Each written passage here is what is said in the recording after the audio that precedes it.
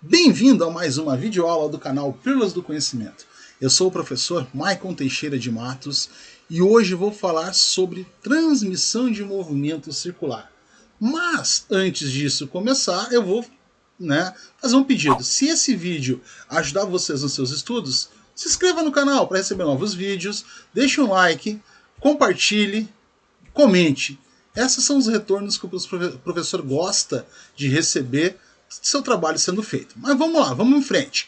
Vamos fazer uma revisão, antes de começar o movimento circular. No outro vídeo eu expliquei a vocês sobre o que eram estas fórmulas. Então, velocidade linear, velocidade angular, raio. Velocidade angular em relação ao período, velocidade angular em relação à frequência. Por que isto é importante? Porque nós vamos usar nas transmissões de movimento. Só que nas transmissões de movimento a gente tem transmissão de movimento por correia, transmissão de movimento por contato direto e do mesmo eixo. Vale lembrar que por correia elas giram para o mesmo lado.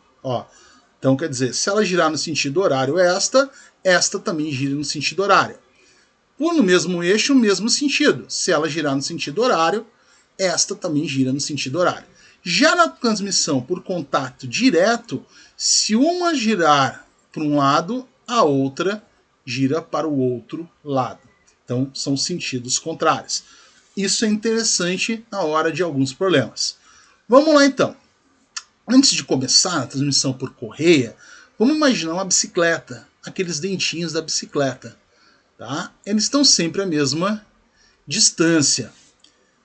Não importa a velocidade que eu pedale, essa distância não vai se alterar, senão, se aumentar a correia estoura, se diminuir a correia vai acabar saindo fora das catracas.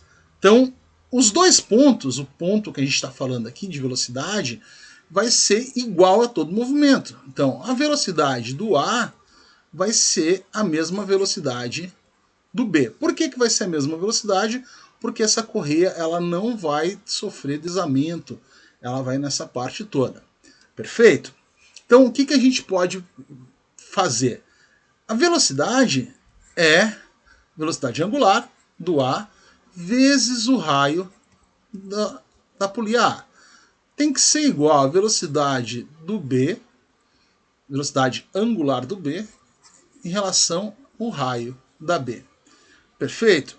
Olha só, aqui tem uma coisa interessante. Quanto maior a velocidade angular, menor é o raio. Quanto maior a velocidade angular, menor o raio. Agora, vamos fazer uma outra troca aqui. Eu vou tirar essa velocidade angular, vou buscar aquela fórmula que a gente usou de velocidade angular é 2π vezes a frequência e vou colocar aqui. Então fica 2π frequência de A vezes o raio de A vai ser igual a 2π frequência de B raio de B. Bem, eu não posso cortar frequência, não posso cortar raio, porque são duas coisas diferentes. Mas os π's eu posso, porque são números e números iguais, dá para serem cortados quando estão em lados opostos de uma equação. Fiquei com a relação de frequência de A igual a raio de A, frequência de B igual a raio de B. Essa relação e esta relação aqui, vocês vão utilizar bastante. Tá? Vale lembrar também, existe uma relação da frequência com o raio.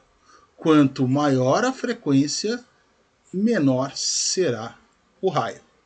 São inversamente proporcionais. Beleza, vamos ver a aplicação disso aqui.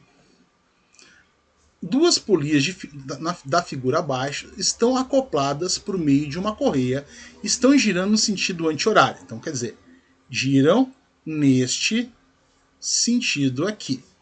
Sabendo que o raio da polia 2 é o dobro do raio da polia 1. Eu sei o valor do raio da polia 1? Não. Então aqui, eu vou chamar ela de raio e este de 2 vezes o valor do raio. Se isso valesse 5, aqui valeria 10. Se aqui valeria 20, aqui 40. Marque a alternativa que mostra a relação correta entre a frequência das polias. Então vamos lá. Frequência. A frequência do 1 vezes o raio de 1 tem que ser a frequência da polia 2 vezes o raio da polia 2. Só que nossa relação aqui está a seguinte situação. Olha só, o que está dizendo? Que o raio da 2 é igual a 2 vezes o raio da 1. Essa é a relação descrita ali em cima. Então, o que nós vamos fazer? No lugar desse R2, a gente vai botar 2R1. Frequência de 1, R1, igual a frequência 2, 2R1. O que nós vamos fazer? Cortar esses R1s que agora são iguais e nos sobrou o quê? Frequência 1 igual a 2, frequência 2. O que a gente tem aqui? Frequência 1 igual a 2F2. Está aqui ó, a resposta da alternativa do exemplo colocado para vocês. Beleza? Vamos para o próximo então. Transmissão feita por contato direto. O mesmo pensamento da transmissão por correias. O que é esses mesmos pensamentos? A velocidade do A é igual à velocidade do B. A velocidade angular do A vezes o raio do A tem que ser igual à velocidade angular do B vezes o raio do B. E a frequência do A vezes o raio do A tem que ser a mesma frequência do B raio do B. Qual é a diferença que tem? O sentido de rotação. Se esta girar em sentido horário, esta gira em sentido anti-horário. Tomem atenção neste ponto aqui. Então, nesse ponto aqui, uma gira para um lado, outra gira para o outro. Perfeito? Vamos então pegar um exemplo sobre esta por contato.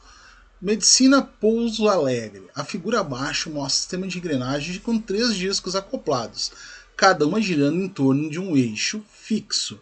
Os dentes dos discos estão nos mesmos tamanhos e os números deles ao longo de sua circunferência são os seguintes. Esta aqui tem 30 dentes, este aqui tem 10 dentes e este tem 40 dentes. Se o disco X dá 12 voltas, o disco Z dará.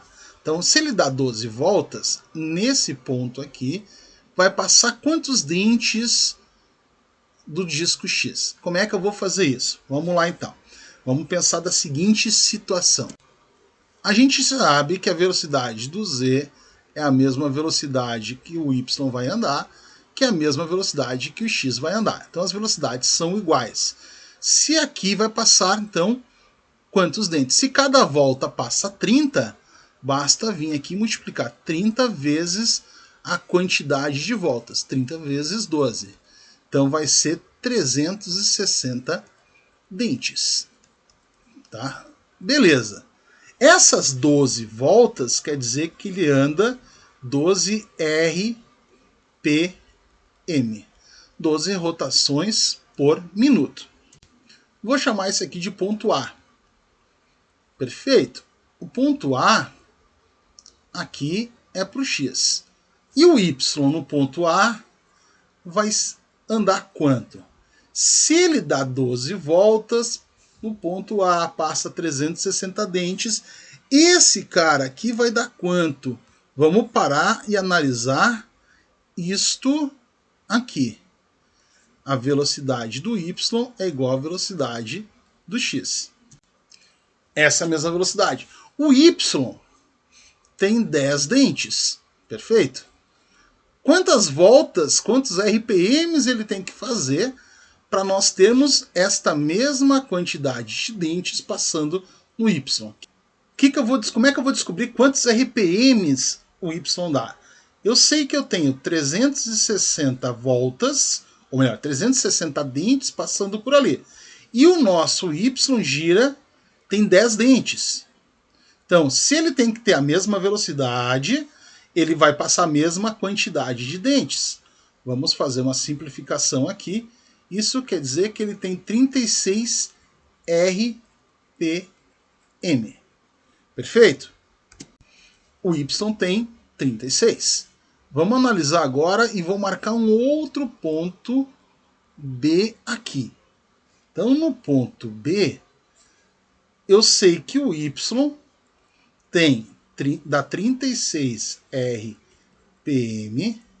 Essa relação continua sendo válida.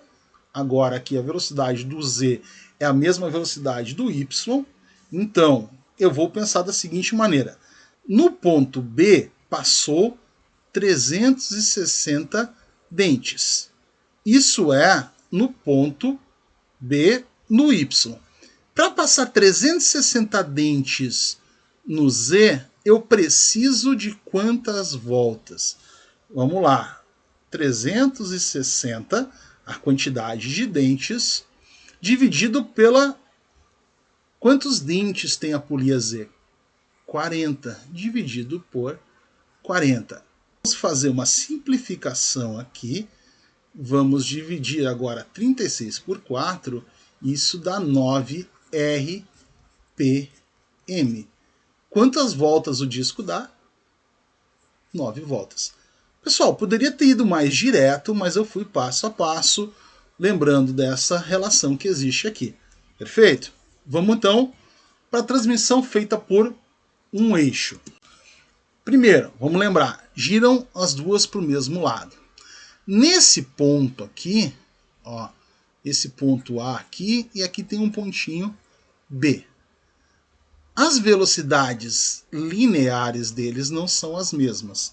O que a gente pode ter aqui, sabemos que o raio do A é maior que o raio do B. Que a velocidade linear do A é maior que a velocidade linear do B. Por que ela é maior? Para ele dar essa volta completa aqui, tem que andar mais rápido que esta, que é menor. O que é igual? A velocidade angular do A é igual à velocidade angular do B. Então, para ele andar esse tamanho aqui, é o mesmo que ele andar esse ângulo aqui. Então, as velocidades angulares são as mesmas. Nós tínhamos antes velocidade linear é igual à velocidade angular vezes o raio do A. Para o B, a mesma relação, né? Vamos deixar a velocidade angular sozinha. Então, esse R está multiplicando, vai passar aqui para baixo, dividindo. Perfeito? Que a gente está dizendo que os dois são iguais. Eu vou deixar, ó, esse também sozinho. Velocidade do B, RB. Se essa relação é verdadeira, eu posso igualar esses resultados. Que resultados que eu vou igualar? Isto é igual a isto. Vamos então. O V do A, R do A, é igual a V do B, R do B. Essa é uma relação que eu marcaria também no meu caderno. O que dá para fazer é melhorar um pouquinho ela. Fazer a multiplicação do meio pelos extremos, e eu teria V de A vezes o R do B igual a V do B, R do A. Essa é uma outra situação também que aparece bastante. O que quer dizer? Se velocidade angular do A vezes o raio do B tem que dar o mesmo número que velocidade do B, raio do A. O que vale lembrar aqui é o seguinte, ó, nesta relação aqui, quanto maior a velocidade, maior tem que ser o raio. Ou, melhor ainda, quanto maior o raio, maior tem que ser a velocidade. Por que isso tem que acontecer? Por causa do tamanho da circunferência. Como é que eu vou? O tempo que eu vou levar para fazer essa volta tem que ser o mesmo tempo desta volta. Então, para mim vencer isso, a velocidade tem que ser maior aqui.